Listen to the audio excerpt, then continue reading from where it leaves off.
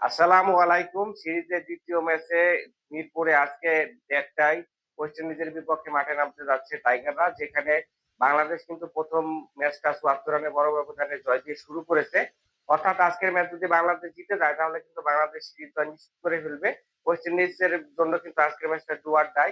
সিরিজে টিকে থাকতে হলে অবশ্যই ওয়েস্ট ইন্ডিজের জয়ের কোনো বিকল্প নেই।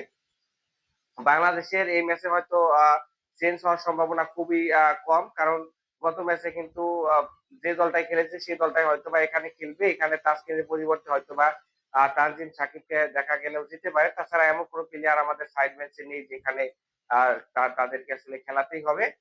তবে মিরপুরের পিচটা অবশ্যই ভাইটাল ফ্যাক্টর ক্রিয়েট করে সবসময়। মিরপুরের এবারের পিচ আপনারা দেখেছেন যে কালো মাটির পিচে খেলা হচ্ছে। বিগত ১০-১৫ বছরে কিন্তু এরকম পিচে আমরা খেলা দেখিনি। তো এই পিচে কিন্তু ব্যাটসম্যানদের ভালো করা খুবই ডিফিকাল্ট। যদিও বাংলাদেশের ব্যাটসম্যানরা কিন্তু ওদিনকে ধীরগতির ব্যাটিং করে। আ যাদের স্ট্রাইক রেট কিন্তু খুবই দুর্বল ছিল।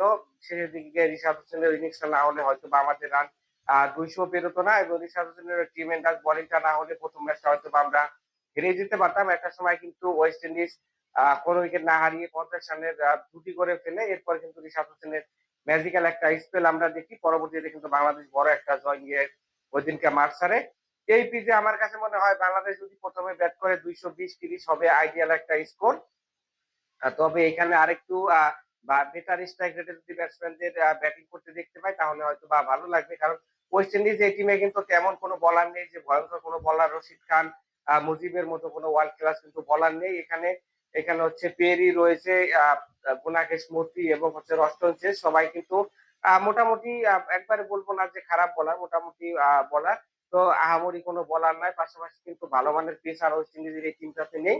এজন্য বাংলাদেশি ব্যাটসম্যানদের কিন্তু ভালো করা অবশ্যই গুরুত্বপূর্ণ। বিশেষ করে টপ অর্ডারের কিন্তু ভালো করার কোনো বিকল্প নেই।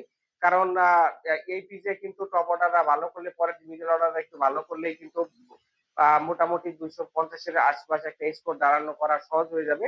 কারণ সেট ব্যাটসম্যান আউট হয়ে যাওয়ার পরে নতুন একজন ব্যাটসম্যানের জন্য কিন্তু খুবই ডিফিকাল্ট এরকম পিচে খেলাটা। গতদিন আমরা দেখেছি যে তাওহিদ হৃদয়ের বলে পেরির একটা আ বলে যে টার্ন করেছিল এটা আসলে আমার কাছে মনে হয় ৫ম দিনের টেস্ট খেলা আমরা দেখতেছি।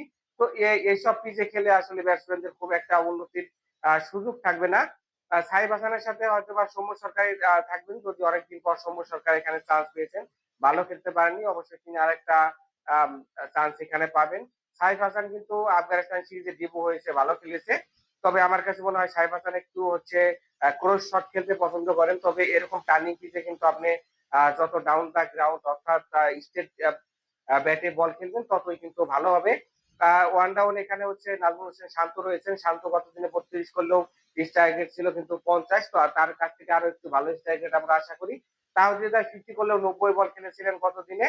তো তাওহিদ আমরা জানি অ্যাগ্রেসিভ একজন ব্যাটসম্যান। তার কাছ থেকে কিন্তু ভালো একটা ইনিংস আমরা আজকে দেখতেই চাইবো। পাশাপাশি এখানে হচ্ছে আমাদের নুরুল হাসান সোহান রয়েছে, মেহেদী হাসান মিরাজ। মেহেদী হাসান মিরাজ কিন্তু আ এখানে আফগানিস্তান সিরিজে ভালো করতে পারেননি। একটা ৫০ করেছিলেন, বাকি ২ টা ম্যাচে কিন্তু ভালো করতে পারেননি।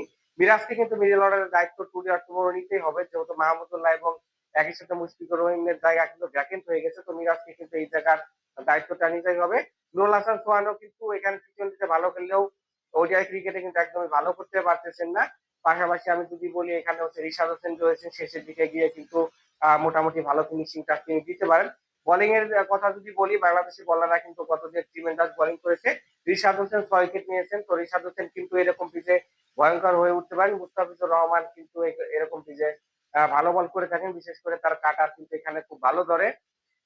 তাছাড়া কিন্তু তানভীর ইসলাম রয়েছেন এখানে আমি বলব যথেষ্ট ভালো বল করেছেন। যদিও একটা উইকেট নিয়েছেন কিন্তু ভালো বলই এখানে তিনি করেছিলেন। ওয়েস্ট ইন্ডিজের জন্য কিন্তু খুব টাফ হবে আজকে সিরিজ বাঁচানোটা। কারণ এইরকম পিচে কিন্তু বাংলাদেশের আ আ বরাবরই কিন্তু জয়লাভ করে থাকে। তো দেখার বিষয় ওয়েস্ট ইন্ডিজ আজকে বাউন্স ব্যাক করতে পারে কিনা। তবে আমি চাইবো বাংলাদেশের যেন টপ অর্ডার, মিডল অর্ডার আজকে ভালো ব্যাট করে। তাহলে কিন্তু হয়তোবা আমাদের কিছুটা হলেও আ আফগানিস্তান সিরিজের যে দুঃখ স্মৃতি ছিল সেটা হয়তো লাঘব হতে পারে। সকলে ভালো থাকবেন। দেখা হবে নেক্সট ভিডিওতে। আল্লাহ হাফেজ।